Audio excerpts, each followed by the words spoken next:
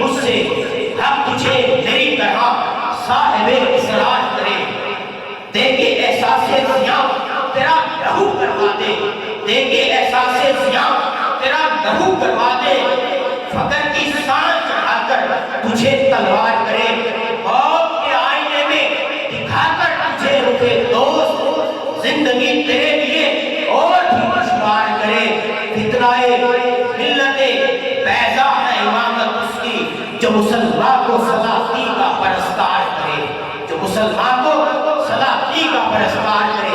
ایک بات آج سے 100 سال پہلے امام کی حقیقت بتا دے کہ امام وہ ہے جو بادشاہوں سے، ان کے درباروں سے مسلمان کو دور کر دے، مسلمان کے دل سے محبت، دنیا کی محبت کو نکال دے، جو بادشاہت مسلمانوں کو اپنا پرستار کرے۔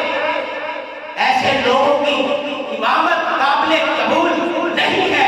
آج بھی اس منبر پر بیٹھ کر ہمارے علماء آج بھی اس منبر پر بیٹھ کر ہماری اسمبلیوں کو، ہمارے معاملات کو چلا سکتے ہیں۔ جب یہ بادشاہ لوگ، جب یہ امامے والے لوگ، جب یہ سنت رسول کا پاس رکھنے والے لوگ اسمبلی میں جائیں گے، رسول اللہ کی عزت کا تحفظ ہوگا، رسول اللہ کی ناموس کا تحفظ ہوگا، ختم نبوت کا تحفظ ہوگا، میری اور آپ کی نسلوں کا تحفظ ہوگا، وہ دیندار ہوگی۔ اور اگر آپ عیاش لوگوں کو آگے لے کر آئیں گے تو پھر ہمارے آنے والی نسلوں کا بہت نقصان ہوگا، جس کا خمیازہ ہم بھی بھگتیں گے۔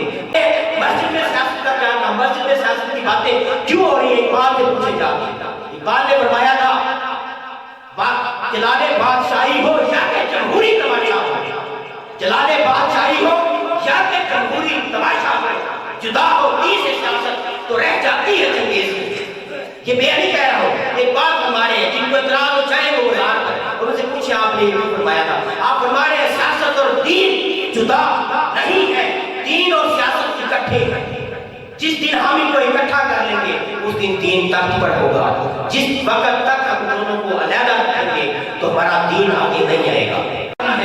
میں آپ اپنے ماں باپ سے، اپنے آپ سے، اپنی اولاد سے، اپنے مال سے، ہر چیز سے بڑھ کر سرکار دو عالم صلی اللہ علیہ وسلم سے محبت کریں۔ آپ صلی اللہ علیہ وسلم پر ہمارا مال بھی قربان ہے، ہماری جان بھی قربان ہے، ہمارا سب کچھ قربان، ہم رسول اللہ کے، ہمارا سب کچھ رسول اللہ کا، یہ ہے ایمان۔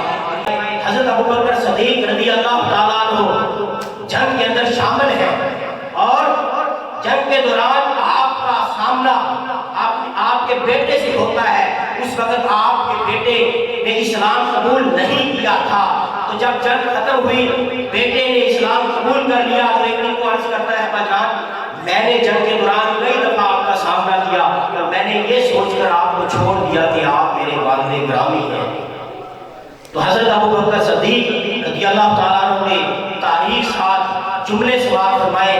آپ نے فرمایا بیٹا تو نے تو یہ سمجھ کر مجھے چھوڑ دیا تھا کہ میں تیرا باپ ہوں، اگر تو میری تلوار کے سامنے آ جاتا تو میں صدیق اکبر تیری گردن کاٹ کے رکھ دیتا۔